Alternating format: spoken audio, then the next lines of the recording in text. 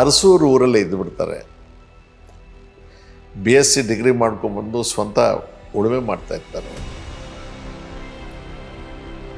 1944 ಚುನಾವಣೆಯ ಅಥವಾ 48 ಚುನಾವಣೆಯ ಪ್ರಜಾಪ್ರಾತಿನಿಧಿಕ ಸಭೆ, ಮೆಂಬರ್ ರೆಪ್ರೆಸೆಂಟೇಟಿವ್ ಅಸೆಂಬ್ಲಿ, ಅದು double member constituency, Hunsur, Piriyapatna. ಇಂತಿಷ್ಟು ಕಂದಾಯ ಕಟ್ಟುವಂಥವ್ರಿಗೆ ಮಾತ್ರ ಓಟಿನ ಅರ್ಹತೆ ಇರುತ್ತೆ. ಅವಾಗ HM ಚನ್ನಬಸಪ್ಪನವರು ಪಿರಿಯಾಪಟ್ಟಣದವರು, ಅವರೊಬ್ಬ ಕ್ಯಾಂಡಿಡೇಟ್ ಆಗಿರ್ತಾರೆ. ಅವ್ರ ಜೊತೆಗೆ ಒಬ್ಬ ಕ್ಯಾಂಡಿಡೇಟ್ ಬೇಕು.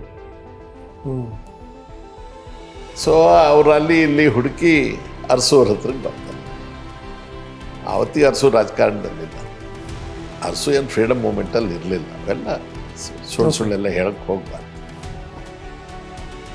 ಇಡೀ ರಾತ್ರಿ ಎಲ್ಲ ಕೂತ್ರು ಚನ್ನಬಸಪ್ಪನವರು ಅವ್ರು ನುಗ್ಸೋಕ್ಕಾಗಲ್ಲ. ಬೇಡಪ್ಪ, ನಾನು ಹೊಲ ಉಳ್ಕೊಂಡಿರ್ತೀನಿ, ರಾಜಕಾರಣ ಅದು ಇದು ಬೇಡ ನನಗೆ. ಭಾಳ ಆರ್ಗ್ಯುಮೆಂಟ್ಸ್ ಆಗುತ್ತೆ. ಲಾಸ್ಟಿಗೆ ಎಲ್ಲರೂ ಸರಿ ಒಪ್ಪಿಸ್ತಾರೆ. ಅದು ಅವರ ರಾಜಕೀಯ ಜೀವನದ ಮೊದಲನೇ ಹಂತ. ಅಸೆಂಬ್ಲಿಗೆ ಪ್ರವೇಶ ಮಾಡ್ತಾರೆ.